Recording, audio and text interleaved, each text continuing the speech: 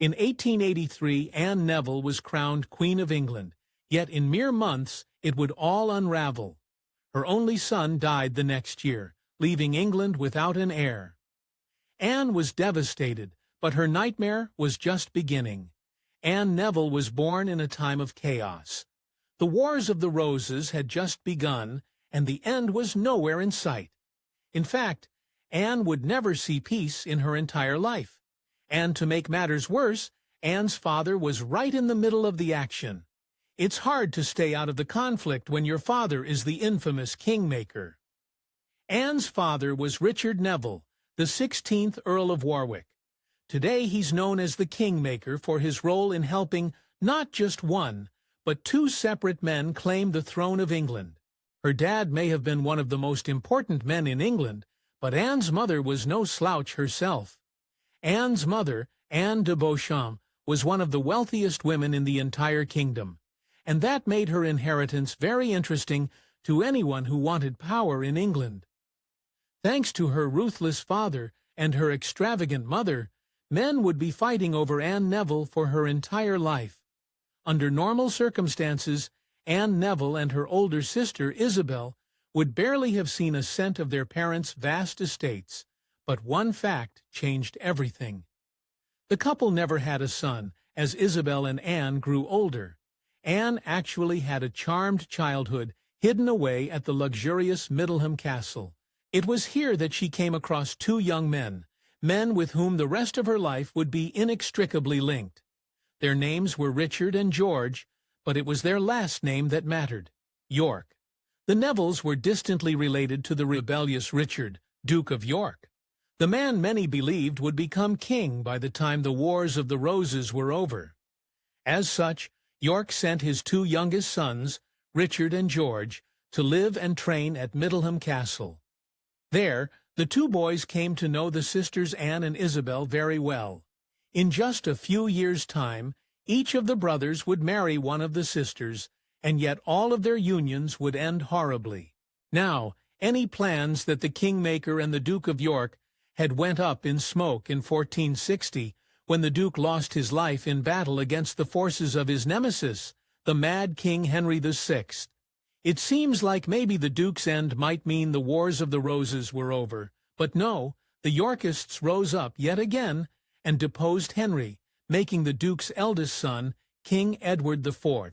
If the war ended with the Duke of York, maybe Anne Neville could have had a normal life, but instead she was in for a roller coaster ride. In 1469, Anne's sister Isabel married the king's brother, George. The same George who had spent his childhood at the Nevilles' castle.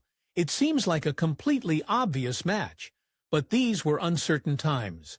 While a kingmaker had been Edward's greatest ally in his rise to the throne, everything changed once Edward became king. The kingmaker found himself being pushed aside, and he wouldn't stand for it. In a move that completely shocked all of England, Richard Neville, Anne's father, had Anne engaged to the mad King Henry's son, Edward of Westminster. Fed up with the king he helped make, Neville completely switched sides and joined the enemy. The Wars of the Roses started right back up again, and this time Anne found herself right in the middle of it.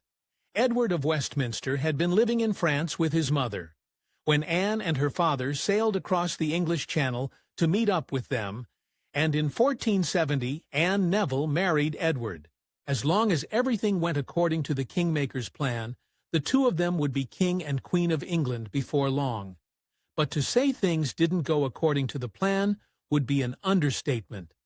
In a strange twist of fate, Anne Neville and her sister Isabel found themselves on the exact opposite side of the Wars of the Roses. Thanks to their respective husbands, at this time, Anne's new father-in-law, the deposed King Henry VI, was locked up in the Tower of London. Not long after Anne and Edward's wedding, the whole gang set sail for England to free the king and put him back on the throne. But unfortunately, there's one thing that the kingmaker didn't account for.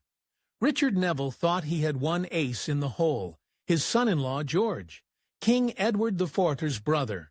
George resented his brother almost as much as Neville did, and so Neville assumed that George would back him up. But the thing is, George wanted the throne for himself.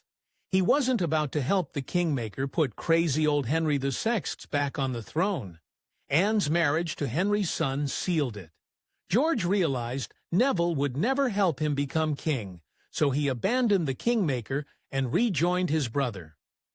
Now the English countryside broke out into open conflict once again, and this time the kingmaker's luck had finally run out.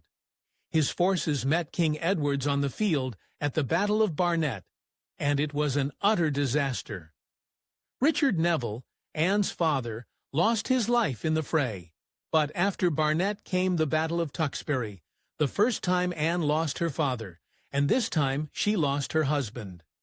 The king's forces slew Prince Edward in battle, and suddenly Anne found herself in terrible danger. Edward's forces took Anne prisoner after the battle. That couldn't have been a comfortable place to be. After all, her father had betrayed the Yorkists, and her husband had been their sworn enemy's son.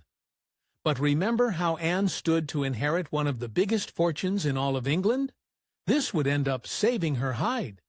The king didn't really know what to do with Anne after he'd captured her. She was the Lancasterian prince's widow and daughter of the hated kingmaker, but there was still all that money to be had. He ended up leaving her with his brother George. At first, that seems ideal. After all, George's wife was Anne's sister, Isabel. But if George, Duke of Clarence, had his way, Anne never would have seen the light of day again. With her out of the picture, that meant his wife, Isabel, would inherit their mother's entire fortune. But Anne Neville was an important woman, and the world wasn't about to forget about her. Countless men across England probably wanted her hand in marriage, and one of those men was none other than George's own brother, Richard, who had spent time with Anne at Middleham Castle when they were younger. Richard of Gloucester was King Edward IV's youngest brother. That left him well out of the running to be king, but Richard was probably one of the most ruthless men in the history of England. When he wanted something, he got it. So when he set his eyes on Anne Neville, nothing in the world could stop him from getting her. Richard desperately wanted Anne's hand in marriage, but he was going to have to fight for it. His oldest brother, the king, didn't want him marrying the kingmaker's daughter. The middle brother, George, wanted the inheritance all to himself. Both of them pulled out all the stops to try to make sure Richard never got within 100 feet of Anne. But they underestimated their cunning brother. So much for sisterly love. Isabel was right there with her husband George, and trying to make sure no one ever saw Anne again. The couple planned to hide Anne away in a nunnery for the rest of her life, but Richard of Gloucester couldn't be stopped.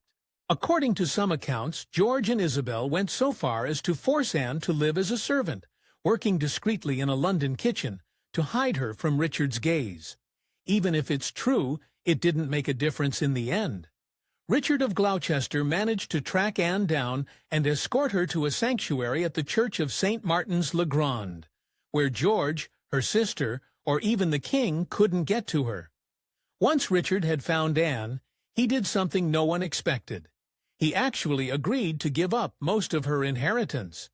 He told his brother that if he consented to their marriage, he'd renounce his rights to Anne's most lucrative lands and properties.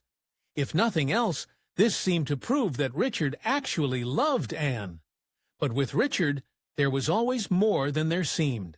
Even after all the work Richard put in to finally marry Anne, they still had to keep the whole affair shrouded in secrecy. We still don't know when exactly they tied the knot, but we know that by the spring of 1472, Anne and Richard were officially husband and wife. Now official records claim that Anne's first husband, Edward of Westminster, lost his life at the Battle of Tewkesbury. But he might have met a much darker end. Many in England thought that Richard of Gloucester had personally chased the prince to the doors of Tewkesbury Abbey. The church was supposed to offer sanctuary for anyone within, but that couldn't stop a man like Richard. If you believe the stories, Richard stormed into the abbey and personally cut down Edward of Westminster. Anne's twisted love life was even more messed up than it seemed. Richard only were Anne and Richard not so distantly related, but since Edward and Richard were cousins by blood, many in the church believed that it was immoral for Anne and Richard to marry. Their intertwined family tree meant that Richard needed to get special permission from the Pope to marry Anne. But of course, nothing can be that simple. Everyone knew that Richard needed the Pope's blessing to marry Anne, but what we don't know is whether or not he actually got it. Though some accounts claim they received permission, there's no actual record of it. On the line, there was every possibility that Richard's enemies could use this fact against him, but their marriage wouldn't plow long before anyone got the chance. Now once married, Anne and Richard settled into their childhood home at Middleham Castle, where they'd first met so many years ago. King Edward made Richard governor of the north, and Anne's life finally saw some level of peace. About a year after their marriage, Richard and Anne welcomed a child. As if names weren't already confusing enough during the Wars of the Roses, they named him Edward. The birth of Middleham came from some seriously tough stock. His grandfather was the kingmaker, his father was the burly Richard of Gloucester, and his uncle was the towering King Edward IV. Unfortunately, none of that shone through with young Edward. He was a sickly boy from the very beginning. The couple must have hoped their boy would grow stronger as he got older, but instead, he only got worse. Now, all the fighting between Anne and Isabel had been on account of their mother, Anne de Beauchamp. But it's not like Anne was dead or anything. Ever since her husband lost his life in battle, she'd holed herself up where King Edward couldn't come for her. She hoped that time would heal all the wounds, and eventually, King Edward would let her reclaim her estates. Now remember how Richard claimed he didn't want anything to do with Anne de Beauchamp's vast fortune? Turns out, that wasn't exactly true. Richard played the part of the kind son-in-law, rescuing Anne de Beauchamp. But with Richard of Gloucester, there was always a reason. With the elder Anne under his watchful eye at Middleham, he could make sure that he got her lucrative inheritance. I'm sure that George and Isabel would have had something to say about that, but in the end, it wouldn't matter. Isabel passed in 1476 from complications in childbirth. Isabel had plotted to make sure that Anne didn't receive their mother's inheritance, and yet she didn't even live long enough to see it. Anne's brother-in-law, George of Clarence, spent his entire life shemming and plotting, and it finally came back to bite him in the end. George had rebelled against his brother, King Edward, countless times over the years, but in 1478, George ran out of luck. Edward's merciful streak ended, and he had George executed, and must have had at least some affection for her sister and brother-in-law. After both Isabel and George passed, Anne took in their children for a time.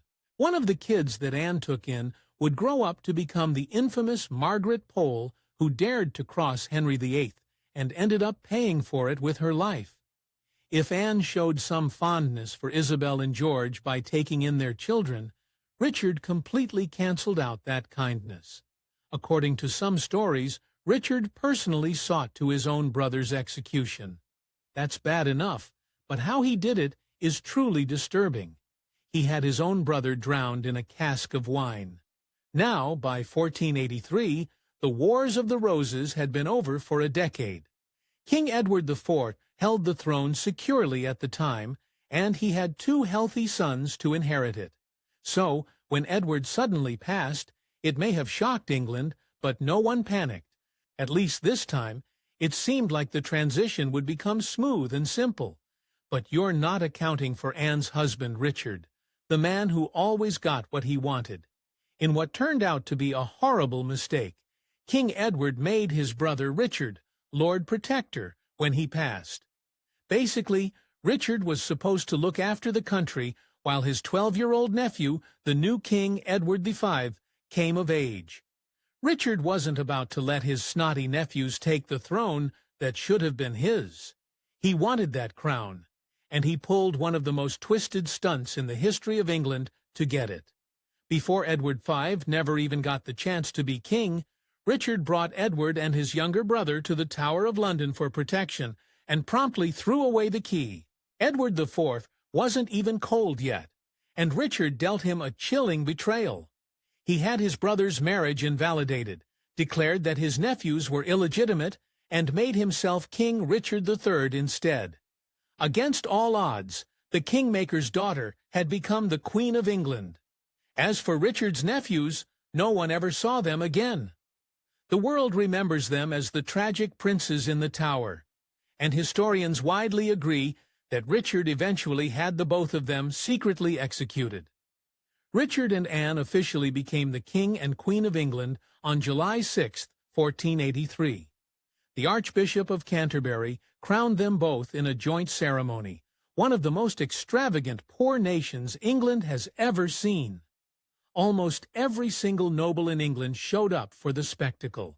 However, amongst all the glitz and glamour, there was one glaring absence. After his son, Edward of Middleham, the new heir to the throne of England, was nowhere to be seen at his parents' coronation. Edward had been a sickly baby, and by now he'd grown into a sickly boy. On the big day, he was too ill to make it out and face the crowds. After their ridiculously extravagant coronation, Anne and Richard went on tour. They traveled all across England to show the kingdom their new monarchs. Maybe they had hoped that all of this would make the country forget about the princes in the Tower and accept them as the rightful king and queen.